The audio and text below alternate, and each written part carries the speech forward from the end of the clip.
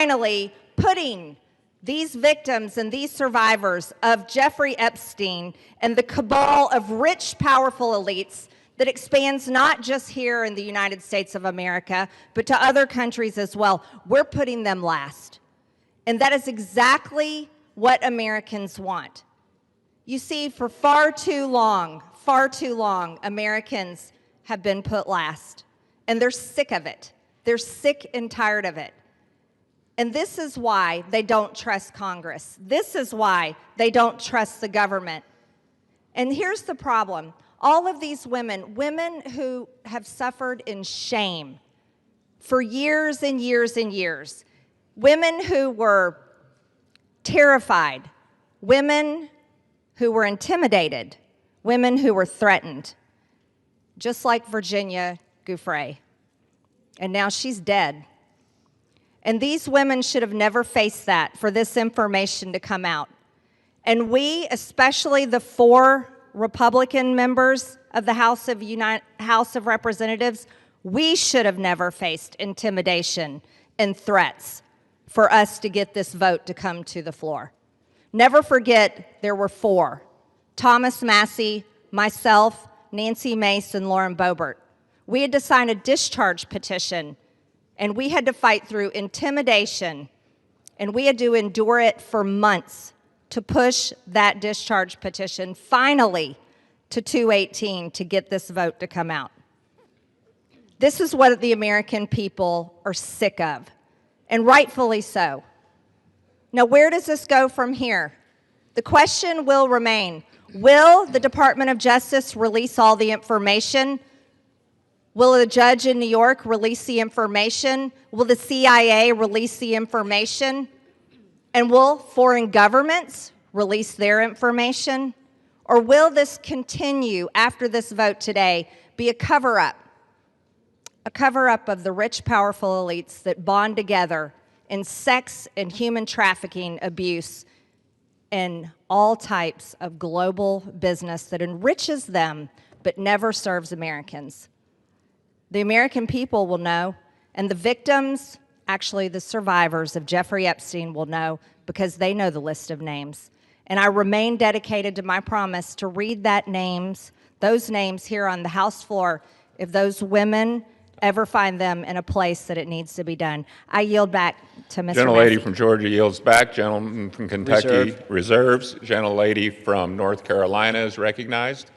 I reserve, Mr. Speaker. Gentlelady reserves. Gentleman from Kentucky is recognized. I yield myself a minute and 30 seconds. The gentleman's recognized for a minute. I want to thank the generosity of Jim McGovern, Representative McGovern, for granting us this time. I'm embarrassed for my own party today. I'm embarrassed we withheld signing in, swearing in a duly representative of the people for 49 days just to avoid this vote that's finally going to happen today. I'm embarrassed that my own party isn't going to yield me time to debate this, even though they say they support it and I authored it. They don't even want to yield me time to debate this during the bill debate. But I'm thankful. Let me tell you who I'm thankful to. These 3 brave women, Marjorie Taylor Greene, Nancy Mace, and Lauren Boebert, they have been threatened. They have been intimidated. Physically, politically, it's disgusting. And not by the far left. They have been intimidated by people in our own party. And for what? For seeking justice for these victims. So my hat's off. I congratulate them for standing strong. I've always wondered, where were the Republican men during this battle? We've taken 5 months. These 3 women and I have had to drag our party to this floor today to even vote on this. And Ro Khanna is the most to be thanked here in an extraordinary display of bipartisanship. He did not hesitate when I asked if we wanted to bring this bill to the floor together, if he would stand in the trenches with me. He said yes. With that, I reserve. The gentleman reserves. Gentlelady from North Carolina is recognized. Thank you, Mr. Speaker. I yield myself such time as I may consume. Gentlelady is recognized. Boy, we need to get facts straight here. President Trump's DOJ, in his first term, arrested and prosecuted Jeffrey Epstein. We, on our side, want justice to prevail in this case and in every case.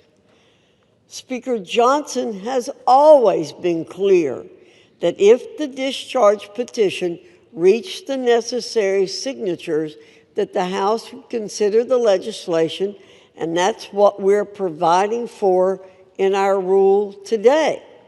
In fact, as soon as the petition hit 218 votes last Wednesday, House Republicans offered a unanimous consent request to pass the legislation then. However, the Democrat leader would not give consent to do that last week. Why?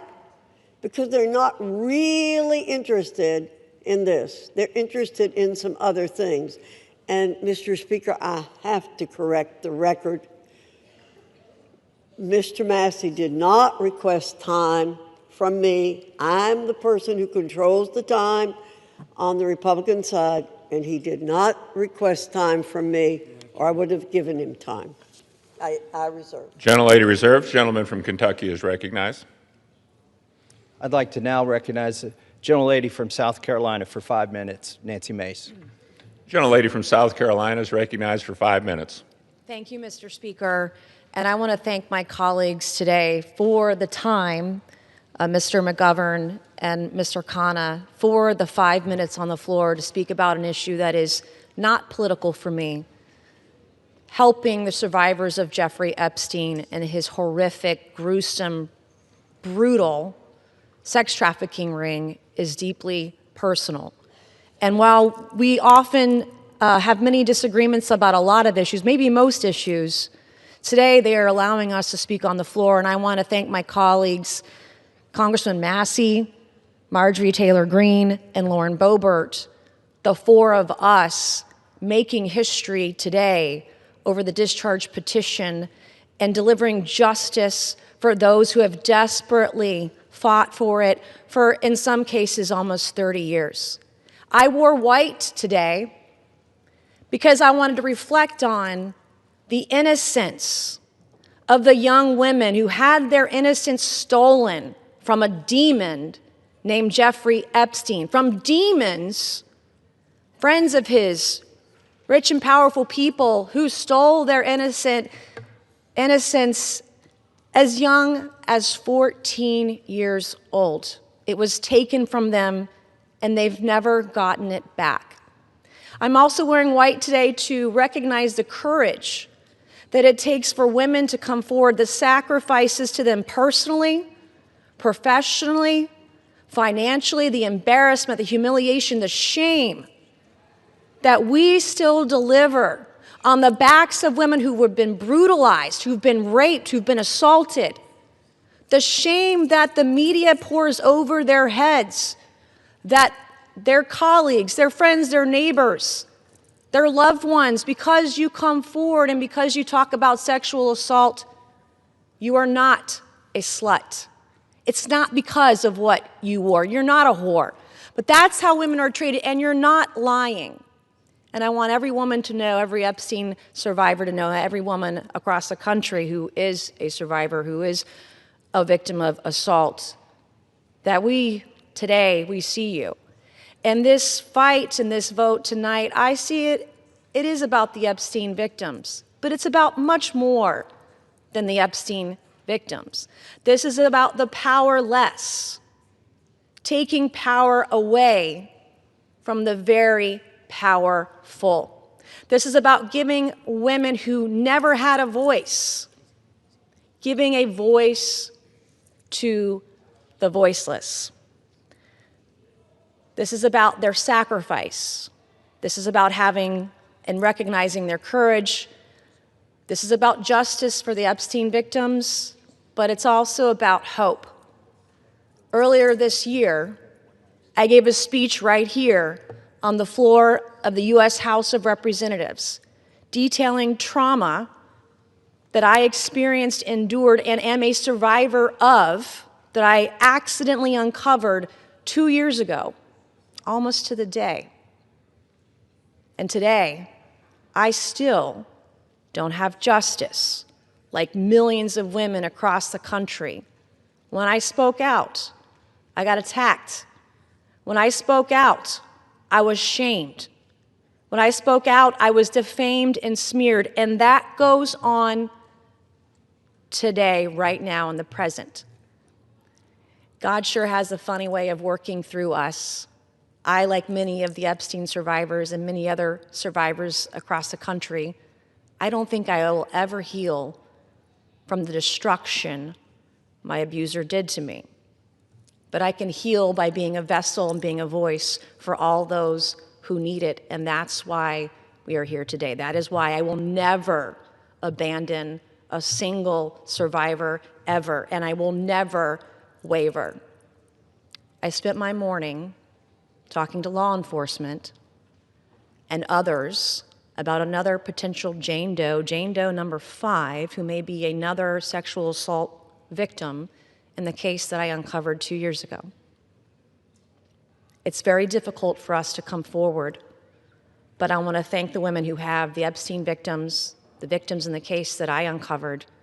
I want to thank all of you for being a voice, for giving me hope. Maybe one day I too can get justice. Thank you, and I yield. Gentlelady yields back. Gentleman from Kentucky reserves. Gentlelady from North Carolina is recognized. Thank you very much, Mr. Speaker.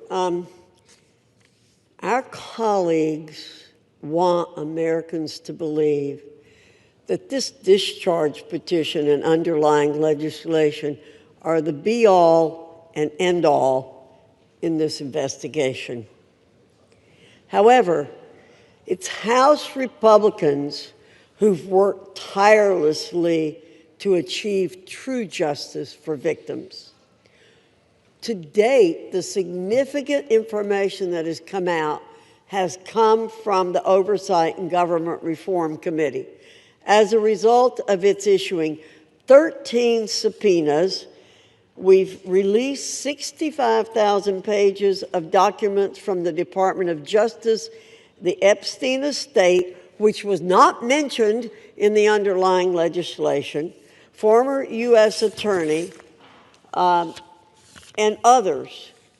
Let me state again, the unanimous consent request to pass the legislation immediately last week was blocked by the minority leader. Full stop. If Democrats truly cared about finding justice immediately for victims, this legislation would have been passed last week. Instead, they want political theater to capitalize on. House Republicans, on the other hand, remain focused on truth, accountability, and delivering real justice for Epstein's victims, not political points. I reserve. Reserves. Gentleman from Kentucky is recognized. Mr. Speaker, may I inquire as to how much time I have remaining? Gentleman has 5.5 minutes remaining. I yield myself 3.5 minutes. Gentleman is recognized. Mr. Speaker, all that is necessary for evil to prevail is for good men to do nothing. And we've had a lot of good men doing a lot of nothing on the other side of the aisle until we did something. 3 brave women and myself and the Democrat caucus. We did something. And then what did they do? They've opposed us every step of the way. They've lied about the legislation. Let me tell you some of the lies they've told. They've said that it doesn't protect victims. Well, if that is so, why were dozens of victims with us today at a press conference urging this body to pass this legislation? It's because this legislation specifically protects victims. They've said this legislation does not prevent the release of child pornography. Of course it does. We have a specific provision in our legislation to prevent that. They've said so many falsehoods about this legislation, but now they're going to vote for it, hopefully enthusiastically. But really, they've been drugged to this. Our judicial system is broken. If it were working, there wouldn't be 1,000 victims who haven't seen justice yet. They are victims of the Epstein class. I begrudge nobody success that they become a billionaire. But if you think being a billionaire or buying politicians keeps you out of the judicial system, lets you rape young women, lets you traffic women, you've got another thing coming when this bill passes. Do not let the Senate muck this up. There have already been efforts to derail this, our discharge petition.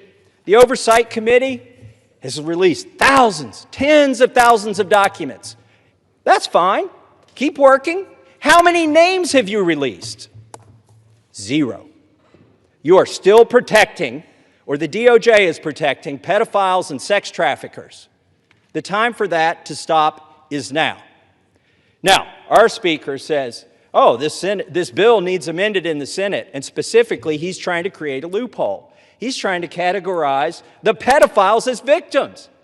He's saying, oh, we don't embarrass the people that went to the rape island. We should protect those names against unreliable accusations. Is he calling all of these victims unreliable? They've testified to the FBI. The FBI has these names in their possession. I asked the FBI director in a hearing, have you looked at the documents? No, he trusts everybody that's been there for decades. That is wrong. Do not let the Senate muck this bill up. And if you're a party to that in the Senate, you are part of this cover-up that we are trying to expose. I am sorry if one of your billionaire donors is going to get embarrassed because he went to Rape Island. That is what they have coming. In fact, they need to be on the other side of bars, a lot of them. Some of them will be embarrassed, but some of them need to go to prison, and the survivors know that. So how will we know if this bill has been successful? We will know when there are men, rich men, in handcuffs being perp-walked to the jail. And until then, this is still a cover-up. I urge my Senate colleagues, do not muck up this bill. The president has already said he will sign it. That means he will sign the bill that we have here today. Do not change this bill. He is ready to sign it. Give it to him. Put it on his desk. Let's get justice for these victims. With that, I reserve. The gentleman from Kentucky reserves. The gentlelady from North Carolina is recognized. Reserve. The gentlelady reserves. Is the gentlelady prepared to close? Yes, I am, Mr. Speaker. The gentleman from Kentucky is recognized. I yield the remainder of my time to Ranking Member Mr. McGovern. The gentleman from Massachusetts is recognized. Thank you. First, let me say how much I admire the courage of my Republican colleagues who are beside me here today. Mr. Speaker, at the end of the day, this is not about us, and it's not about politics. This is about the survivors, young girls who were exploited by powerful men, men who use money and power to take advantage of girls, some as young as 11 years old. The President of the United States calls it all a hoax. Can you imagine that? What an evil and disgusting thing to say. These young girls, now women, the survivors, what happened to them was horrific. They were sexually abused, many of them for years, and the President of the United States calls it all a hoax. What kind of messed up, sick in the head, immoral person says something like that? This bill is about making sure powerful men are held accountable. It's about demanding truth and transparency for the American people. Now, Republican leaders in this House lost control of the story. They lost the ability to hide behind procedure, and they lost the luxury of pretending that they were ever on the right side. The American people see it, survivors see it, and history will see it. And listening to the Speaker of the House's press conference today, I mean, it sounds like he basically wants to kill this whole thing. He's trying to obstruct and derail the process. Why the hell is he fighting so hard to do the opposite of what the survivors want? What an awful, awful thing to do. So let us release the files. Let's give survivors the transparency they've long been denied. Let us take back power from the rich billionaire elites who think they can do whatever they want with no justice or accountability. And let's remember exactly who had to be dragged here under duress and who stood up from day one demanding the truth. And with that, I yield back. Members are reminded to refrain from engaging in personalities towards the president. The gentleman yields back. The gentlelady from North Carolina is recognized. Thank you, Mr. Speaker. Mr. Speaker, those of us who did not sign the discharge petition are just as concerned about the victims, or if you, as some are calling them, survivors, as our colleagues who signed the discharge petition. We share contempt for anyone who abused anyone else. I've stood on this floor many times, Mr. Speaker, to speak out for victims and survivors of people who have been abused, and against anyone who breaks the law or takes advantage of an innocent person. We will not be characterized as insensitive to that. But what House Republicans, who didn't sign the discharge petition, remain focused on truth, accountability, and delivering real justice for Epstein victims. Again, I'll point out that it was under President Trump's Department of Justice that Jeffrey Epstein was arrested and tried. We have not tried to avoid this situation. We want things done the right way. We want maximum justice for these victims and survivors. Our rule today simply expedites consideration of the Massey-Khanna legislation. And as I said, we would have liked to have seen it pass last week when we gave an opportunity for it, but it was blocked by the Democrat minority leader. I ask for support for this rule, the underlying legislation. With that, I urge my colleagues to vote yes on the previous question, yes on the rule, and Mr. Speaker, I yield back the balance of my time and move the previous question on the resolution. The gentlelady yields back the balance of her time. The question is on ordering the previous question on the resolution. Those in favor say aye. Those opposed, no. In the opinion of the chair, the noes have it. Mr. Speaker, request the yeas and nays. The yeas and nays are requested. Those favoring a vote by the yeas and nays will rise. A sufficient number having risen, the yeas and nays are ordered. Pursuant to Clause 8 of Rule 20, further proceedings on this question will be postponed.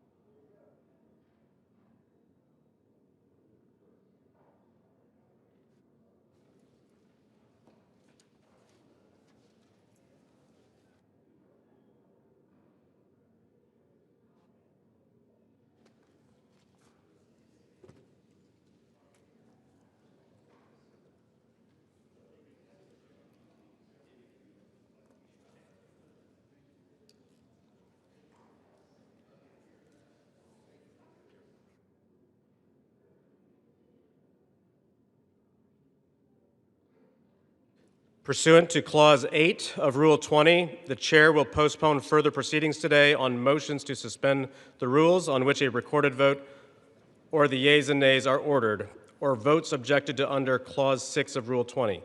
The House will resume proceedings on postponed questions at a later time. For what purpose does the gentleman from Ohio seek recognition? Mr. Speaker, I move to suspend the rules and pass H.R. 4405. The clerk will report the title of the bill. H.R. 4405, a bill to require the Attorney General to release all documents and records in possession of the Department of Justice relating to Jeffrey Epstein and for other purposes. Pursuant to the rule, the gentleman from Ohio, Mr. Jordan, and the gentleman from Maryland, Mr. Raskin, each will control 20 minutes. The chair recognizes the gentleman from Ohio. Mr. Speaker, I ask unanimous consent that all members have 5 legislative days in which to revise and extend their remarks and to insert extraneous material on H.R. 4405. Without objection. Mr. Speaker, I yield myself such time as I may consume. The gentleman is recognized. We all support holding bad guys accountable, and we're all going to vote for this resolution. But I think a little perspective is important. Democrats have spent 6 months talking about Epstein, even though they had 4 years to do something about it. Now, why would they do that? Why would they do that? Maybe it's to go after President Trump. Never forget, they shut down the government for 43 days. They said, don't worry about our military, don't worry about air traffic controllers, don't worry about our economy, don't worry about American families. No, no, no. Close the government for a month and a half because it might hurt the president. For the past decade, there's been one constant for Democrats. One constant. Go after Trump. They spied on his campaign. Then it was Mueller. Then it was impeachment 1. Then it was impeachment 2. Then it was all the lawfare.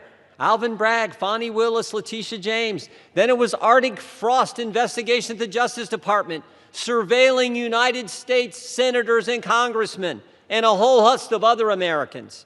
Then it was Jack Smith and his gag orders and his raiding President Trump's home. Then it was a 43-day shutdown, and now it's Epstein. And by the way, the same party that did all that, they were also the ones who were texting with Mr. Epstein during a hearing where Michael Cohen was their witness in another effort to go after the president. Americans see through it all, and frankly, it's actually kind of sad. This obsession, this syndrome, this mindset that says we got to go after President Trump no matter what that they have. And when I think about it, I think it's because President Trump and Republicans have accomplished so much that they told the voters they were going to accomplish in the 2024 election.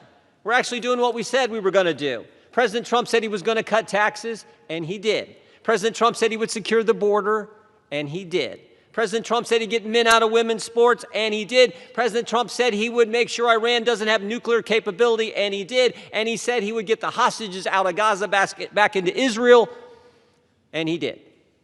All in 9 months.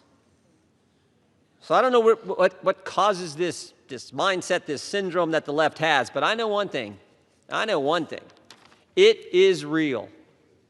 Which brings me to last week. Think about what the Democrats did last week. The Democrats released an email that the Oversight Committee had obtained from the estate, an email from Mr. Epstein to Ms. Maxwell. When the Democrats released it, they redacted the victim's name, something we all support, something everyone supports, except in this case, no court had ordered that name redacted, no agency had redacted it, and the estate didn't redact it. And the victim had already went public. So why black out her name? Why black out her name?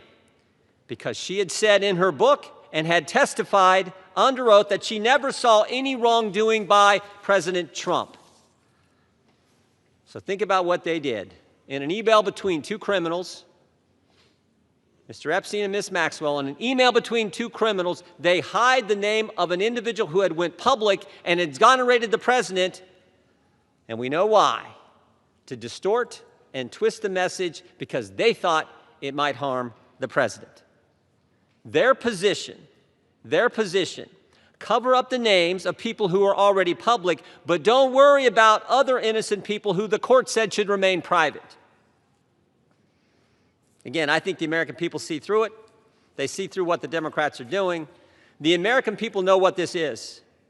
They know Democrats have nothing else to run on because of the success of this administration. So I say let's vote yes on this resolution, and then let's get focused on making sure we're doing what the American families elected us to do. With that, I reserve. Gentleman reserves. The gentleman from Maryland is recognized. Thank you, Mr. Speaker. I yield myself such time as I may consume. The gentleman is recognized. Today, 4 months and 3 days after Mr. Khan and Mr. Massey introduced their discharge petition, perhaps the most famous discharge petition in American history, the People's House unites across party lines to draw a moral line.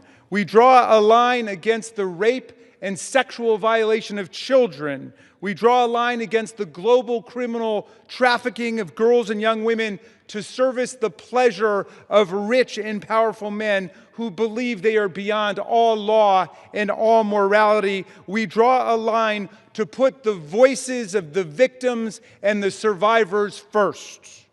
We ask the Senate to join us without changes rather than obstruct this bill with dilatory amendments, legislative graffiti, and self-dealing million-dollar jackpot provisions for lucky senators. Just pass the bill. We're finally voting today because a bipartisan discharge petition led by Representatives Massey and Khanna and signed by 218 of us overthrew the determined obstruction of the Speaker. This forced vote means the House will no longer acquiesce in this astonishing real-time cover-up of a multi-billion-dollar global sex trafficking and child rape ring that has ravaged the lives of more than 1,000 girls and young women. We're here today because these victims, these survivors, these citizens, these inspiring women who have come to Washington are demanding nothing less than justice and the complete truth about who is responsible for their vicious abuse, including those responsible for enabling it, ignoring it, bankrolling it, and covering it up.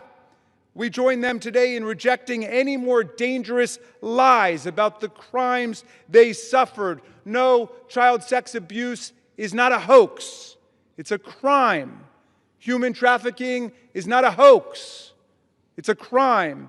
These crimes are a curse on children and young people across America, in universities and elementary schools, in churches and mosques and synagogues, in Boy Scout troops and college sports teams and summer camps. Anywhere the powerful and the rich believe they've got the opportunity and the impunity to exploit the young, the poor, the powerless, and the vulnerable. We must face the truth and find the co-conspirators still at large in one of America's most extensive and sophisticated sex trafficking and child abuse rings in history. Release of the file will expose the role of everybody who facilitated and covered up these crimes, like J.P. Morgan Chase, Bank of America, Deutsche Bank, and Bank of New York Mellon, which executed billions of dollars in transactions related to these offenses, as well as any bank executives who participated in the sexual abuse of girls and young women. We must expose everyone who covered up these crimes, like Alex Acosta, the former U.S. attorney in Miami, Donald Trump's labor secretary, who gave Jeffrey Epstein an unbelievable sweetheart plea deal, immunized unnamed conspirators, and killed an investigation into Epstein's financial crimes that could have brought down the entire criminal network. And with that, I'm going to yield. I'll reserve the balance of my time. The gentleman reserves. The gentleman from Ohio is recognized. Thank you, Mr. Speaker. I yield 4 minutes to the distinguished chair of the House Oversight Committee, Mr. Comer, the gentleman from Kentucky. The gentleman from Kentucky is recognized. Thank you, Mr. Speaker. As chairman of the House Oversight Committee, I've always believed that sunshine is the best disinfectant. For years, the American people have demanded transparency about Jeffrey Epstein and Ghislaine Maxwell's horrific crimes and about the federal government's failure to protect the victims. The House Oversight Committee is conducting a thorough review of the federal government's investigation into Epstein. Our work goes far beyond the legislation before us today. We are committed to accountability, transparency, and justice for the American people and for the survivors of these appalling crimes. To date, the Oversight Committee has released more than 65,000 pages of documents, issued 13 subpoenas, and conducted interviews with 2 key witnesses, both of whom were Republicans. The Trump administration has provided us with Department of Justice materials and access to suspicious activity reports. Unfortunately, throughout this investigation, Democrats have chosen to manufacture yet another anti-Trump hoax instead of pursuing justice. They have mischaracterized witness testimony and selectively released documents complete with targeted redactions in an effort to smear President Trump. For example, former U.S. Attorney General Bill Barr, who oversaw the 2019 Epstein investigation, stated clearly under oath that the prosecution team found no evidence that President Trump committed wrongdoing. Despite this simple and straightforward fact, Ranking Member Robert Garcia, moments after that deposition, tiptoed out and publicly claimed that, quote, Barr could not clear Trump of wrongdoing. That was a lie, and we have the transcript to prove it. I invite the media to read the transcript. When the Oversight Committee interviewed former U.S. Attorney for the Southern District of Florida, Alex Acosta, Democrats whipped themselves into a frenzy trying to manufacture a gotcha moment, but they failed. Mr. Acosta dismantled the Democrats' narrative. His testimony confirmed there was no contact between President Trump and Mr. Acosta and no connection between President Trump in the Epstein case. Next, Democrats resorted to selective leaks and doctored documents to mislead the American people. Oversight Committee Republicans have posted 65,000 pages of documents we have received to date. Democrats, by contrast, have released fewer than 1 dozen. In their latest selective leak, Democrats released just three of the 23,000 pages of documents from the Epstein estate. And they made redactions to 2 of those emails that changed both the context and the meaning of the 3 pages they released. When CNN called them out for their deceptive redactions, Representatives Stansbury and Crockett tried to blame Republicans for their own edits, for the Democrat Oversight Committee edits. After Democrats released only 3 emails, Republicans released over 23,000 pages. And what did Democrats say in response when we released every single document that we got? They claimed full transparency was meant to, quote, disorient or distract from their manufactured narrative. These are the same Democrats who chant, release the files every day until the files contradict the story they want to tell. That is the definition of hypocrisy. In contrast, full transparency exposed how Epstein appears to be TDS patient zero. The emails reveal a journalist coached Epstein to blackmail then presidential candidate Donald Trump. The gentleman is recognized.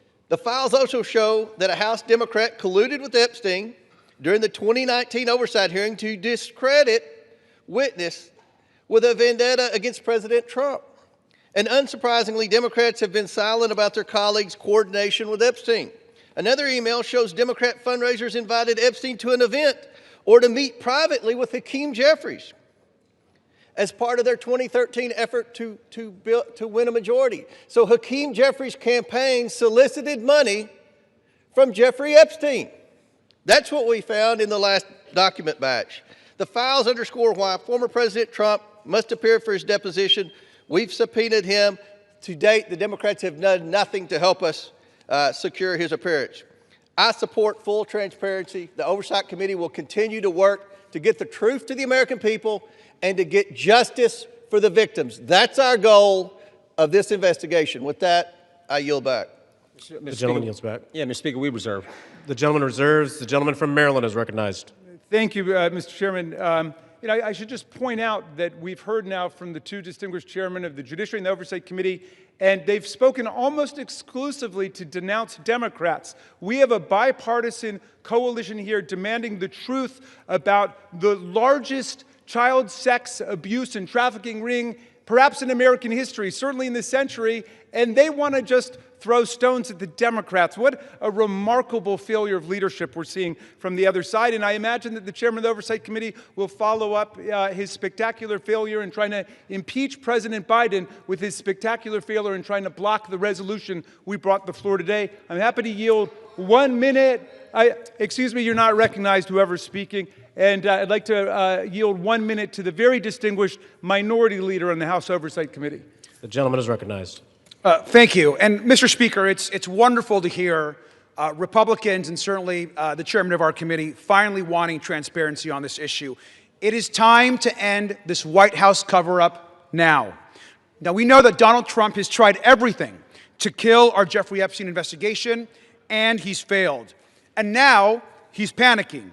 He's about to lose his Epstein vote to force the Department of Justice to release the files. And let's be crystal clear. Trump has the power to release the files today.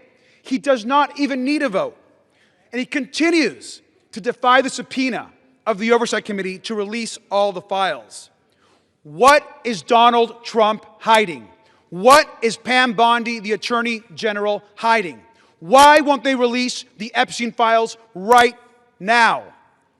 And he must explain to the public why he moved sex trafficker and monster Ghislaine Maxwell to a cushy, low-security prison after her interview with Trump's personal lawyer.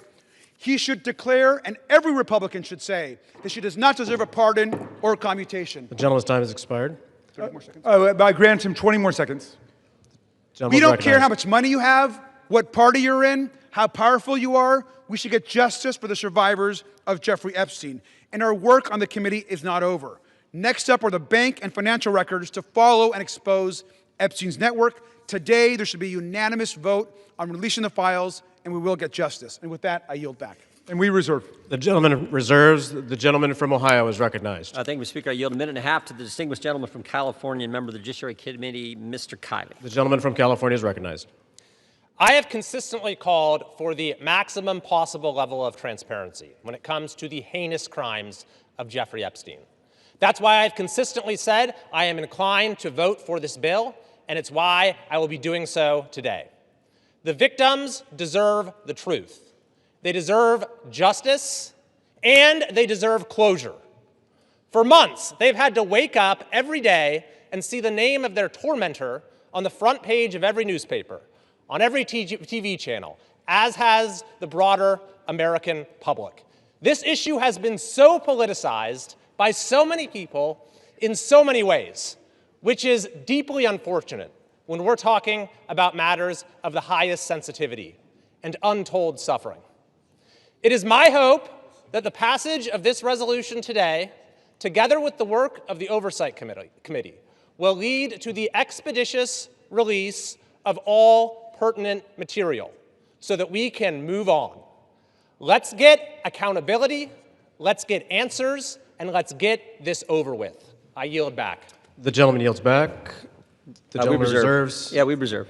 The gentleman from Maryland is recognized. I yield 1 minute to the very distinguished gentlelady from Washington, a member of the Judiciary Committee. The gentlelady from Washington is recognized. Mr. Speaker, thousands of girls, children, were abused by Jeffrey Epstein and his massive and powerful ring of pedophiles and protectors of pedophiles. We can't say all their names here. We don't have time. But let's at least bring a few of the courageous survivors and their names onto the House floor right here as we debate this. Haley Robson, Jenna Lisa Jones, Michelle Licata, Ashley Rubright, Annie Farmer, Marina Lacerda, Rachel Benavides.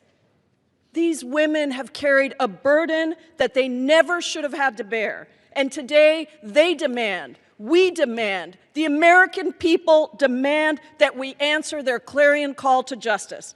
Today, despite all the giant cover-up attempts by this administration and this Speaker of the House, we will vote to release all the Epstein files. To be clear, there is no protection for pedophiles, no protection for the rich and powerful men of either party who participated, who turned a blind eye, who winked and grinned while witnessing the horrific abuses of young children. Release all the damn files now.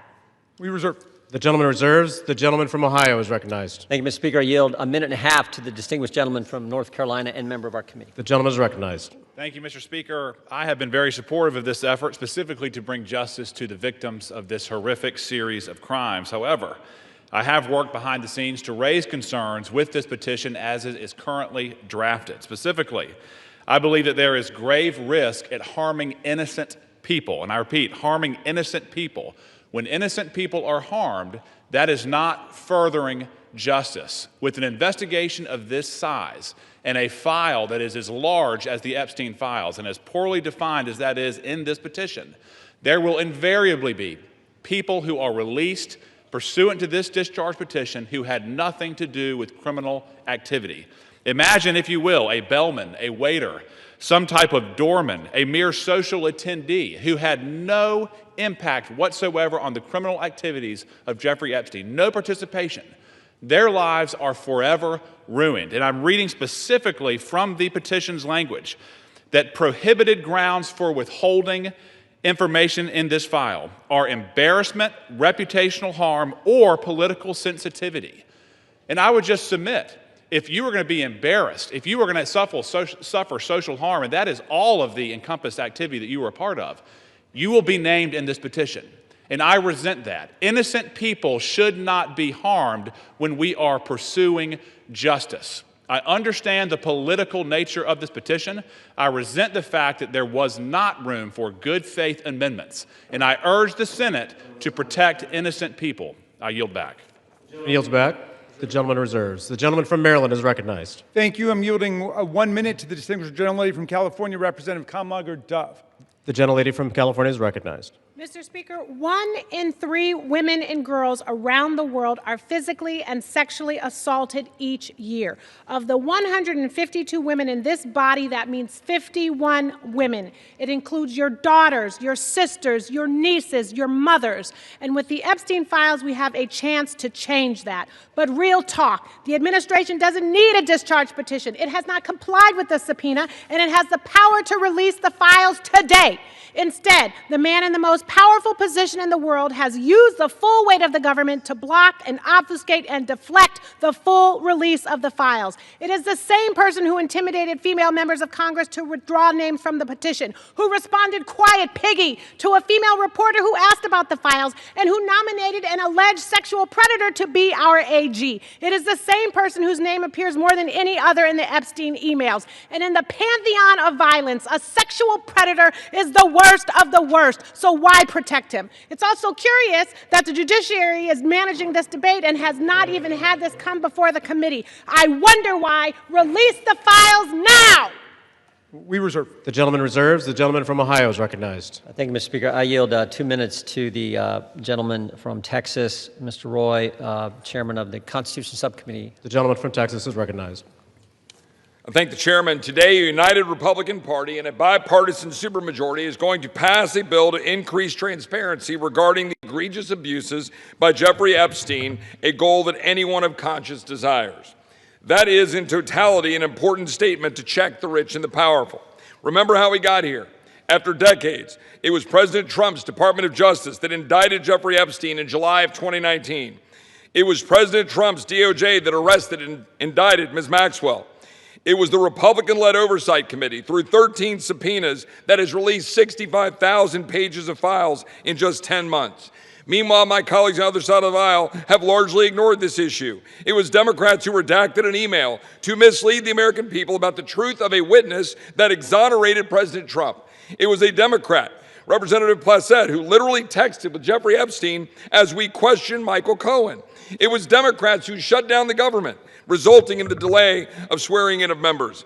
As we vote to pass this legislation, and it will pass, it is impossible, however, to avoid problems with its politicization. One colleague has offensively gone so far as to say that to oppose this bill means you support pedophiles.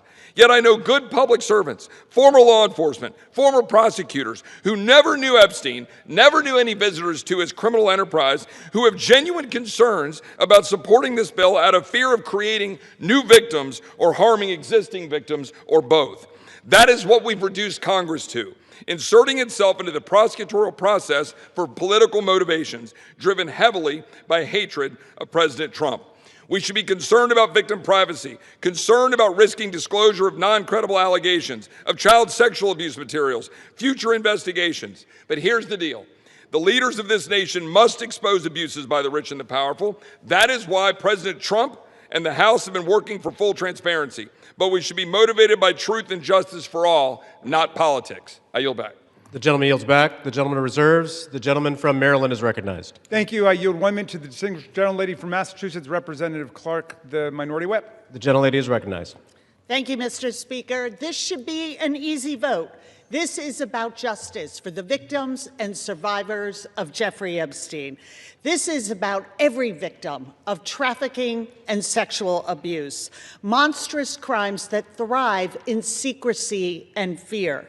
Yet instead of shining a light on that darkness, just moments ago, Donald Trump defended the continued obstruction of releasing these files. Even as House Republicans prepare to vote yes today, Speaker Johnson is calling this a show vote. He's calling it dangerous. He is signaling the U.S. Senate to block it. Republicans continue to use their power to shield rich pedophiles from justice.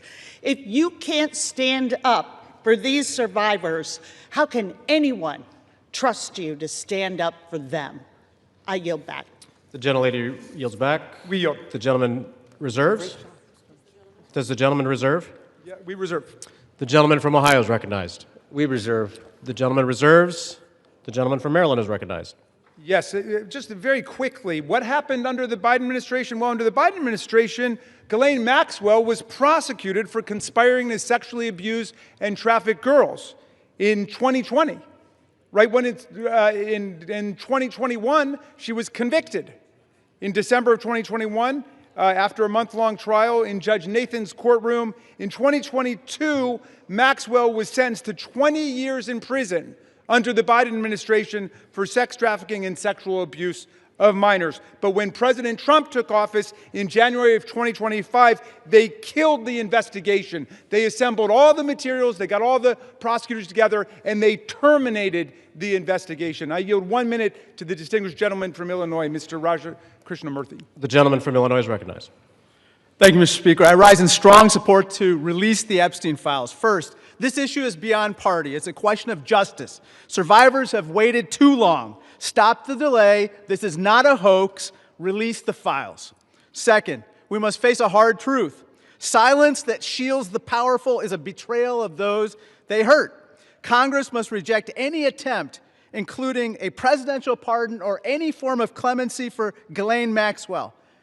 This cannot be done. This would be a cover-up. We cannot allow clemency of any kind for Maxwell, not now, not ever. Survivors deserve justice. I urge a strong yes vote. Thank you. Yields back. I want to thank the gentleman for his eloquent remarks. Pardons are for people who are contrite. Pardons are for people who are repentant. Pardons are not for people who lie. Every member of this body should immediately, verbally, vocally denounce the idea of clemency, commutation, or pardon for Ghislaine Maxwell, and we reserve. The gentleman reserves. The gentleman from Ohio is recognized. Yeah, we reserve, Mr. Speaker. The gentleman reserves. I yield 30 seconds to Ms. Leisure Fernandez. The gentlelady is recognized. There were thousands of girls and young women abused, trafficked, and used by Epstein, the elite and the powerful who believed they could get away with it. Epstein told the young victims that he controlled the banks and the government. Those women refused to be silenced, and today they have pierced the dark with their light. Anytime any girl is trafficked, molested, or abused, the world must stand up. Today, the House proves Jeffrey Epstein wrong. The Senate must do the same tomorrow. The gentleman reserves. The gentleman from Ohio is recognized. Thank you, Mr. Speaker. I yield 2 minutes to the gentleman from California. 1.5 minutes to the gentleman from California. The gentleman from California is recognized. I thank you, Chairman. Mr. Speaker, a minute and a half or an hour the words would still have to be the same. We've all said that this will pass the House, perhaps unanimously today. I think all of us who have looked at the details of this particular bill know that it is flawed and that before it goes to the President's desk, it has to be amended as it can be amended in the Senate.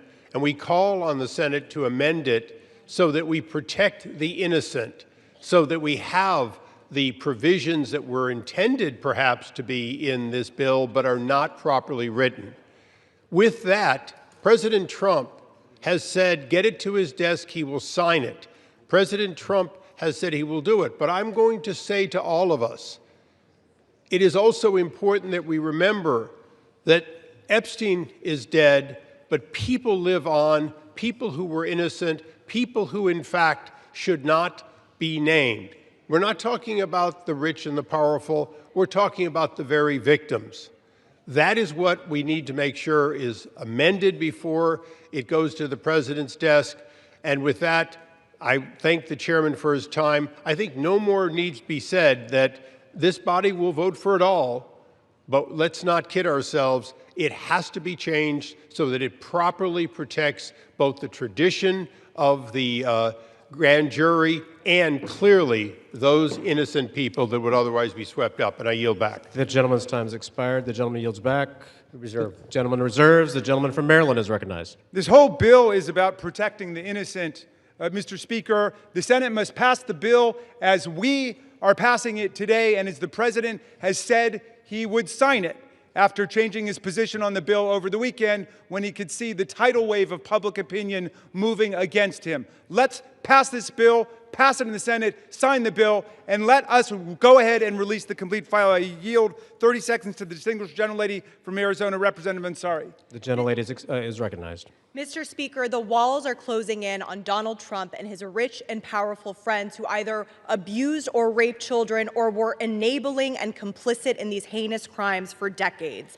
This vote today matters, but here is the truth. Donald Trump could direct the Department of Justice to release the files today. He is choosing not to. They are already under subpoena, led by oversight Democrats, and have refused. This is an ongoing cover-up by the Trump White House, and Mike Johnson and the House has been complicit. What is Trump hiding? Why not release the files today? This is a time has expired. Release the files today. Thank you. The gentlelady's time has expired. The gentleman reserves. The gentleman from Ohio is recognized. Thank you, Mr. Speaker. I yield 2 minutes to the distinguished gentleman from New Jersey, Mr. Van Drew. The gentleman from New Jersey is recognized. Today I want to talk about hypocrisy. Let me be clear. I was from Jumpstart, a co-sponsor of this very bill. From the beginning, we should never protect pedophiles. But for months, my Democratic colleagues have done what they think is politically convenient through all the yelling, through all the tears, through all the sadness. They say releasing the Epstein list is of grave concern to them. If that was true, where were they during the 4 years of the Biden presidency? Why didn't they demand the release of these files from Jumpstart in year 1? Mr. Speaker, why didn't they ask for them in year 2? Or if that wasn't good enough, maybe in year 3. They had control. Or not even in his final year of office. Other than a single letter the ranking member wrote in 2019, a single letter, not one Democrat on the committee spoke out about Epstein or his victims of this very terrible tragedy, other than to say that he didn't like the plea deal. Let me say this. When they stand here today insisting how badly they want these files released, why didn't they do it? Yet they stayed silent for year after year after year after year under Joe Biden. It's impossible. Mr. Speaker, it is impossible to see that as genuine. What I see is a group more focused on scoring political points and drama than on protecting abused children. The record is clear. Under Republicans, far more information has been released in the last 6 months than was done during all 4 years of the previous presidency under Joe Biden. We've actually been the party of transparency. We've released the information. We've told the truth. Unfortunately, and I'm sad to say it, they have been the party of hypocrisy. Mr. Chair, I yield back. The gentleman yields back. The gentleman reserves. The gentleman from Maryland is recognized. You know, I've never heard a more defensive presentation in my life. than what we're hearing from over there. The gentleman should spend a little less time pointing out hypocrisy and a little more time trying to ferret out cruelty, humiliation, and rape. And that's what we're working on. I yield 30 seconds to the distinguished gentleman from California, Mr. Min. The gentleman from California is recognized. I want to remind you that we are all here voting on this bill because President Trump, who has the power to release the Epstein files at any time, has refused to do so, calling this a hoax. We're here because Speaker Mike Johnson and President Trump have gone to extraordinary lengths to try to kill and delay the discharge petition, including refusing to seat Adelita Grijalva for over 40 days and threatening House Republicans who signed on. Now, several of my Republican colleagues have accused those of us House Democrats who support justice here of having Trump derangement syndrome. You all suffer from something much worse, which is pedophile protection syndrome. Stop protecting pedophiles. Release the Epstein files. The victims deserve justice. I yield back. We reserve. Members are reminded to direct their comments to the chair. No kidding. The gentleman from Maryland reserves. The gentleman from Ohio is recognized. We reserve. The gentleman from Ohio reserves. The gentleman from Maryland. I'm yielding 30 seconds to my friend, Representative Walkinshaw from Virginia. The gentleman is recognized. For years, Mr. Speaker, we have watched dangerous conspiracies like Pizzagate and QAnon shape our political landscape. They help fuel the rise of President Trump and were built on baseless claims about secret pedophile rings, while the real documented case of child sex trafficking involving Jeffrey Epstein remains shrouded in secrecy because President Trump refuses to release the files. What is President Trump hiding? Why won't he release the files? The House finally has the opportunity to act, release the files, and let the American people see the truth. I yield back. The gentleman yields back. We reserve. The gentleman reserves. The gentleman from Ohio is recognized. We reserve. The gentleman reserves. The gentleman from Maryland is recognized. Granting 30 seconds to the very distinguished gentlelady who is finally with us, Representative Adelita Grijalva from Arizona 7th. The gentlelady is recognized. Thank you. Mr. Speaker, I rise today to acknowledge the survivors, family members, and advocates who are here today and have never given up. The legislation in front of us, at its core, is about something very simple. The survivors deserve justice. The American people deserve the truth. To every survivor watching, your courage is inspiring. You are the reason why this vote is happening today. Protecting women and children from pedophiles should not be a Democratic issue, should not be a Republican issue. It should be a human rights issue and a matter of justice. I urge my colleagues to vote yes on the Epstein Files Transparency Act. I yield back. Thank you. Thank you, and we reserve. The chair will remind all persons in the gallery that they are here as guests of the House and that any manifestation of approval or disapproval of proceedings is in violation of the rules of the House. The gentleman from Maryland. Yeah, but I'll just add they're here as honored guests of the House, and we're delighted they're here, and with that, we reserve. The gentleman reserves. The gentleman from Ohio is recognized. Yeah, we reserve. The gentleman reserves. The gentleman from Maryland. I'm granting 30 seconds to Representative Lois Franco from Florida. The gentlelady from Florida is recognized. Mr. Speaker, for far too long, the survivors of Jeffrey Epstein's abuse were failed by a justice system that minimized their suffering and prosecutors who treated young girls as if they were criminals. That was wrong, and I am here with my colleagues to promise this. We will get to the bottom of why the Epstein survivors were treated so badly, who made those decisions, and who were they protecting. No more secrecy, no more excuses. We all deserve the truth, and I thank the survivors for their courage and perseverance. Your voices are being heard. The gentlelady yields back. The gentleman reserves the balance of his time. The gentleman from Ohio. Thank you, Mr. Speaker. I yield 1 minute to the distinguished gentleman from the great state of Louisiana, the Speaker of the United States House of Representatives, Mr. The gentleman from Louisiana is recognized.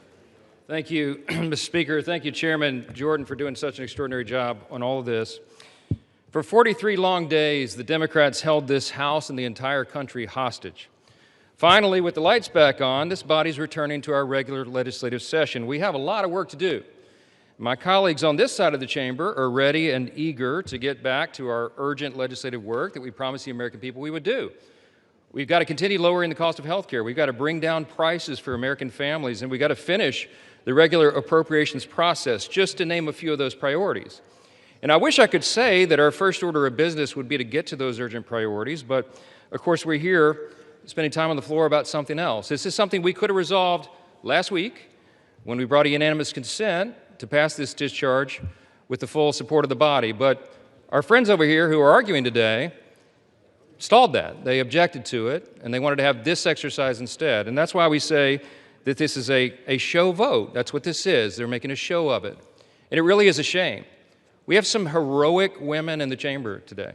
I met with many of them a while back. They're in the gallery here. They have come forward. They have shown their faces. They've used their names to share the unspeakable tragedies that many of them were subjected to, some of them when they were very young. And it is a heroic service to the country. They are seeking justice, and the justice has been delayed for too long. The Department of Justice, many years ago, should have brought these charges. It took too long to do it. And now we're in this process of making sure all the American people get the information, but we have to do it in the right way, After 4 years of Democrat control under President Biden, they were not truthful with us about a lot of things. The Democrats insisted the border was secure. We knew it wasn't. They insisted that inflation was transitory. We knew it wouldn't be. They misled the American people about the obvious mental and physical decline of the previous commander-in-chief. And now those same Democrats are demanding transparency. Suddenly, transparency is their new word. Out of nowhere, they've taken a curious concern in the Epstein investigation, all in the name of that, in the name of transparency. But the question has been asked here many times during the debate on the floor, and everybody questioning why it is that Democrats have done this right now have to look at the obvious facts. The Democrats had all the Epstein files in their possession for 4 long years under the Biden presidency.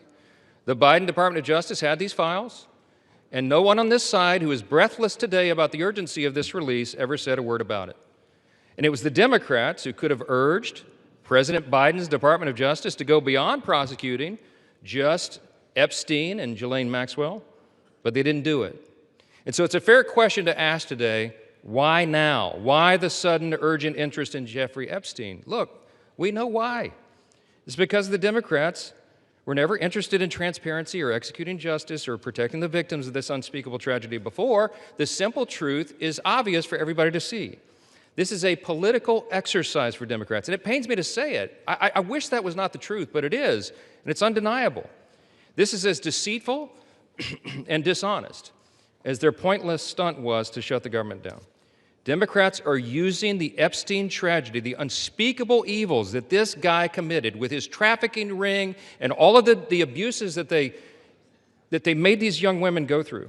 They're using that as a political weapon to try to distract from their failures as a party and to try their best to try to tie President Trump somehow into this wretched scandal. The president had nothing to do with it. He's been very clear, and he has nothing to hide, and that's why he's endorsed the vote today. I suspect this vote will be probably unanimous. But here's the important point that everybody needs to understand. We have been advocates of maximum transparency, but we have also insisted that the victims be carefully protected. The Oversight Committee has been doing extraordinary work, and we've got some of the most vigorous advocates on the Republican and Democrat side on the Oversight Committee. They've been working in earnest to deliver transparency for the American people and to do it in a responsible manner. What do we mean by that? The bipartisan effort over there is already producing all the results that the discharge petition seeks and much, much more. Chairman Comer and all of these advocates over there have been releasing thousands of documents, for example, from the Epstein estate.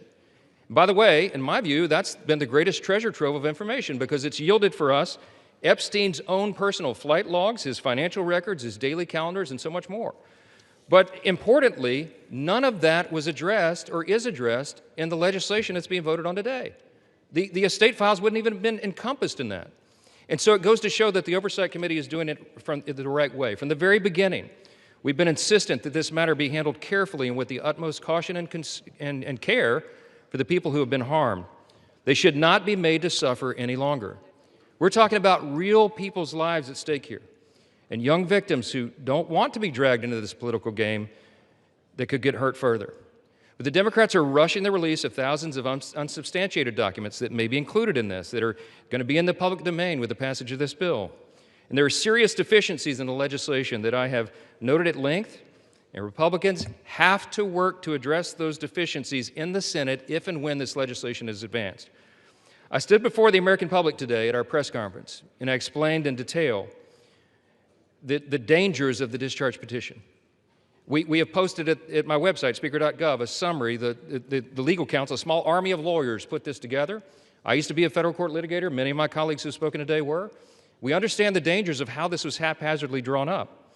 And among them, by the way, Mr. Speaker, before I forget, I seek unanimous consent to enter into this document into the record. It's on the website. It's entitled, How the Flaws of H.R. 4405 Could Re-Victimize Epstein's Victims, Create New Victims, and Damage the Judicial System. It is dated today. Thank you. And it summarizes just 5 or 6 of the major concerns. Among them, it fails to fully protect victim privacy. It could create new categories of victims. It potentially jeopardizes grand jury secrecy. It fails to prohibit release of child sexual abuse materials that are not appropriately defined in the legislation. It jeopardizes future federal investigations, and we have national security concerns regarding classified information. We'll put this in the record because we need the legislative record to reflect what is the legislative intent behind this vote. I used to litigate cases. We would litigate federal statutes and whether or not they could survive, and legislative intent is important, and we need to say clearly for the record, as the Speaker of the House, I'm saying to you, this legislation that will pass today is flawed and it must be amended. The question is, why didn't we amend it here before we passed it? Because the authors won't allow it. Because under the rules of the House, under a discharge petition, they have to agree to consent for the legislation to be amended, and they're not doing that. So now we rely upon our partners in the other chamber to get that done, and they need to do that. The victims deserve our utmost respect. In fact, they should be saluted for their courage. And the young women who have not come forward, who are now, some of them are middle-aged women who have not come forward, also deserve our respect, and they deserve to be protected. Republicans support transparency. We want maximum transparency, especially when it comes to disclosing the names of anybody who had anything to do with these evils, anybody who conspired with or aided in any way Jeffrey Epstein. They must be brought to justice. We want the bill to be amended so it doesn't, at the same time, violate victim privacy, create new victims, disclose the names of any whistleblower or informant, cause the release of grand jury materials or child sexual abuse materials, or undermine our national security. And if and when the Senate takes this up, we will work with our colleagues over there to make sure that these things are corrected. I'll just close with this simple thought. We've been at this a while.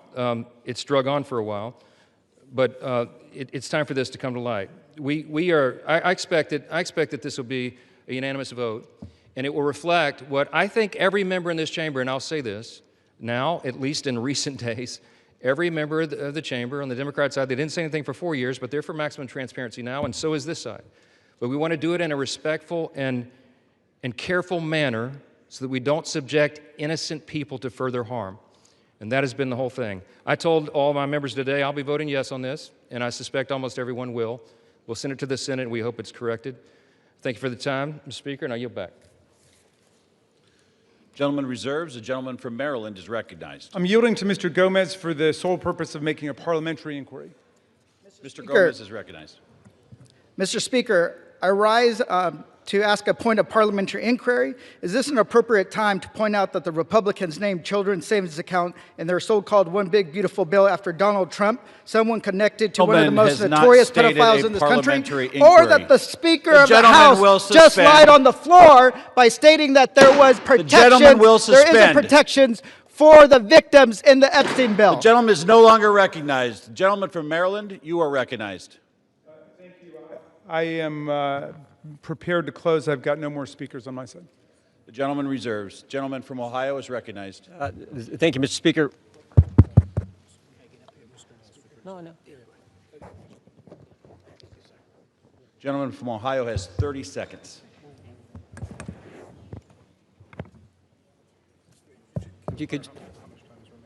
Can I inquire how much time is remaining? 30 seconds.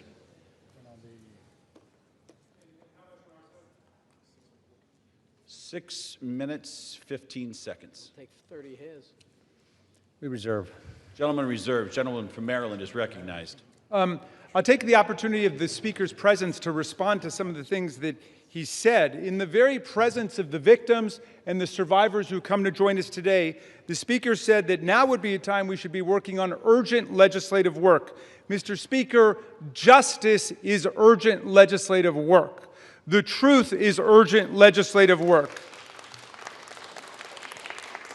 The Speaker says, why now? Why now? Well, Mr. Speaker, you were the one who refused to swear in Adelita Grajova for 50 days. We would have done it 50 days ago, but she provided the 218th signature on the discharge petition. So why now? It was because of your dilatory tactics, your delay, your postponement of it. Now, the gentleman says that there are not sufficient protections. There are protections in the bill for the victims to make sure that their names will be redacted. And yet we hear even the Speaker of the House of Representatives openly inviting the U.S. Senate to start finger painting on this bill, which we have waited more than 5 months to bring to the floor. The Senate should pass the bill exactly as it's written. The President should sign it exactly as he said he would when he finally changed his mind. And the Epstein file must be released. Moreover, if the President is serious about what he's saying, he's got the power to release the Epstein file right now. Nobody's stopping him. It's within his possession. It's within his control. He can release the whole thing, and he can redact the names of the victims and others who are innocent in this process. Mr. Speaker,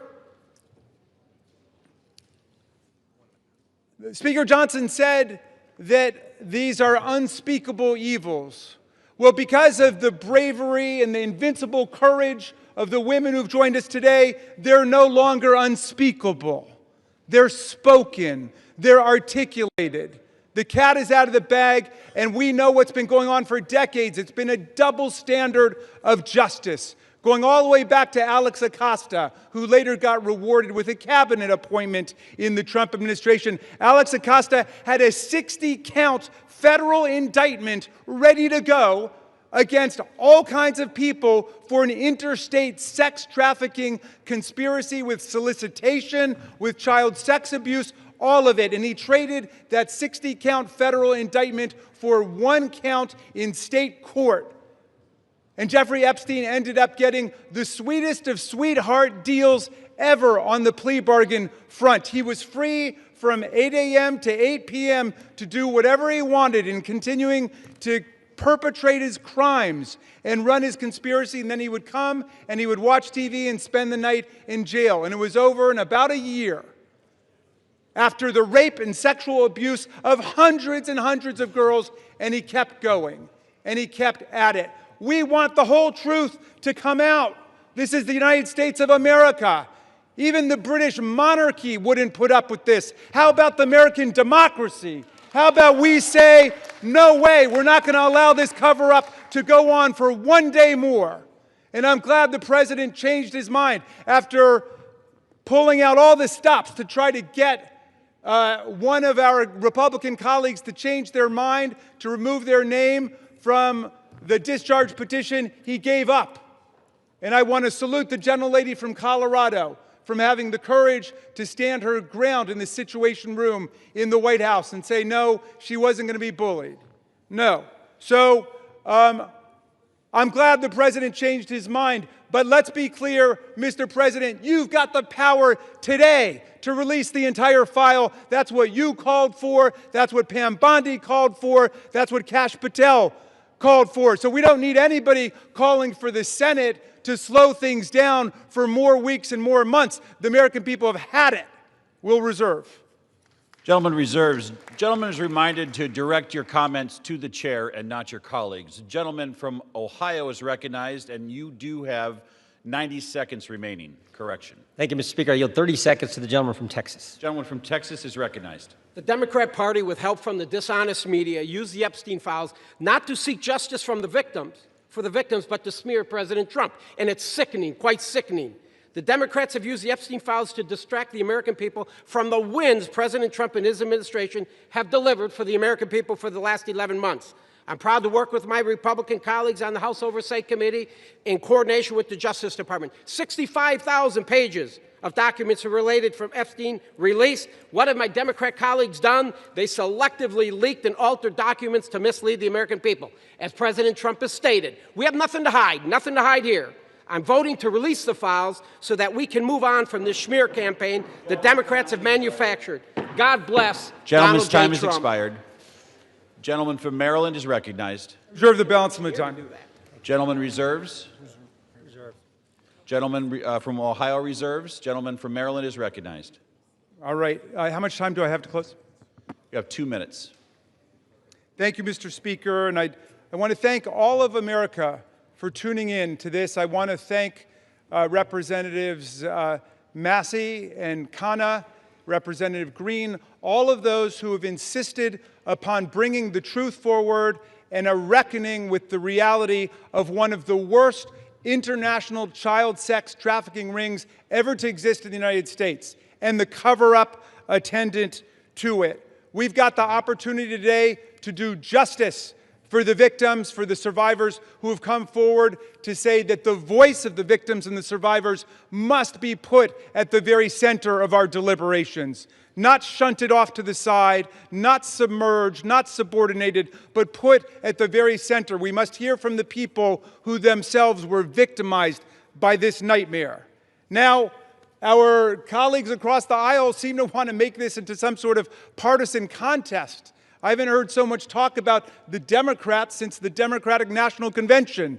And all that we've done here is to say, we want to bring the truth forward, along with a bipartisan group. We don't want the Senate monkeying around with this in order to slow things down. We want it passed in the Senate. We want it signed. And before that, if the president is true to his word and he wants to see all of this come to light, he can release it now, instead of fighting, kicking, and screaming every step along the way. But I'm glad he's changed his mind, and I hope he maintains the momentum he's got to stick with the vast majority of the American people who want to see that the truth is done here. And while he's at it, the administration could reconsider their terrible policies gutting federal offices and programs designed to combat violence against women. The DOJ terminated hundreds of grants to police departments, defunding the police when it comes to investigating violent sex crimes and to support victims. His DOJ destroyed programs to combat international human trafficking rings. Let's get back on the side of the women. I yield back. Gentleman yields back. The gentleman from Ohio. Thank you, Mr. Speaker. Thank you, Mr. Speaker. The Speaker Johnson said it right. Why now after 4 years of doing nothing? Because going after President Trump is an obsession with these guys. Best example is John Brennan testified in front of our committee under oath, said he was not involved with the dossier. Only problem is Tulsi Gabbard declassified a report, released that report, and it said exactly the opposite. And she related a story in there where a CIA official went up to Mr. Brennan and said, we shouldn't include this in the report. And John Brennan's response was, yeah, but doesn't it ring true? Forget the facts, forget the truth, go after Trump, put it in. Same dynamic at work here. We're all for protecting innocent victims. We're all for exposing the bad guys who did bad things. But this is an obsession with the left. For 10 years, it's going after President Trump. So vote yes. Make sure the bad guys are held accountable. We all want to do that. Speaker Johnson's right. I think it's going to be unanimous. But understand what they're doing, because they had 4 years and didn't do a darn thing. With that, I yield back.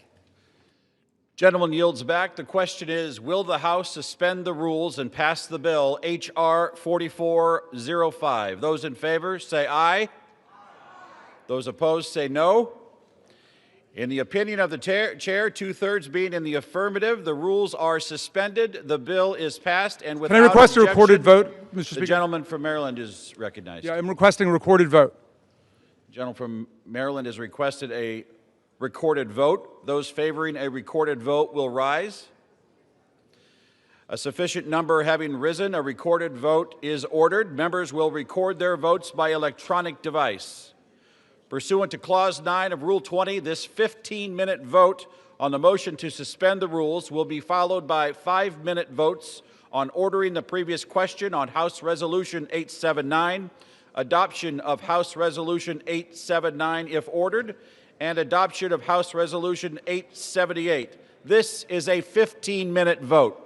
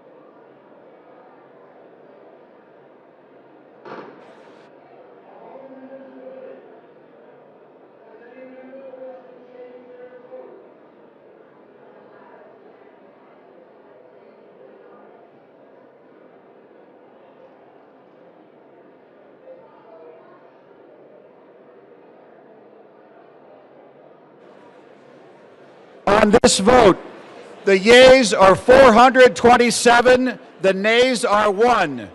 2/3 being in the affirmative, the rules are suspended, the bill is passed, and without objection, the motion to reconsider is laid on the table.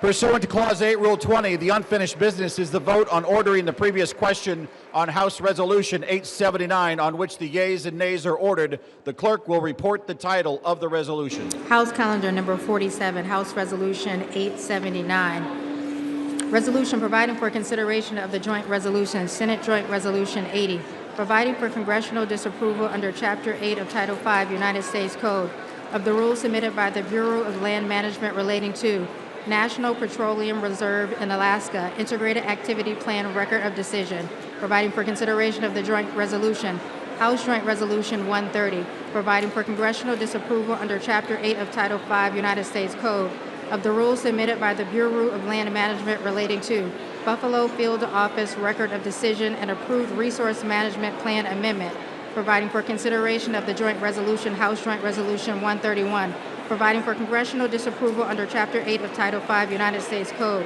of the rules submitted by the Bureau of Land Management relating to Coastal Plain Oil and Gas Leasing Program Record of Decision, providing for consideration of the concurrent resolution, House Concurrent Resolution 58, denouncing the horrors of socialism, providing for consideration of the bill, H.R. 1949, to repeal restrictions on the export of import of natural gas, providing for consideration of the bill, H.R. 3109, to require the Secretary of Energy to direct the National Petroleum Council to issue a report with respect to the petrochemical refineries in the United States and for other purposes, providing for consideration of the bill, H.R. 5107, to repeal the Comprehensive Policing and Justice Reform Amendment Act of 2022, enacted by the District of Columbia Council, providing for consideration of the bill, H.R. 5214, to require mandatory pretrial and post-conviction detention for crimes of violence and dangerous crimes and require mandatory cash bail for certain offenses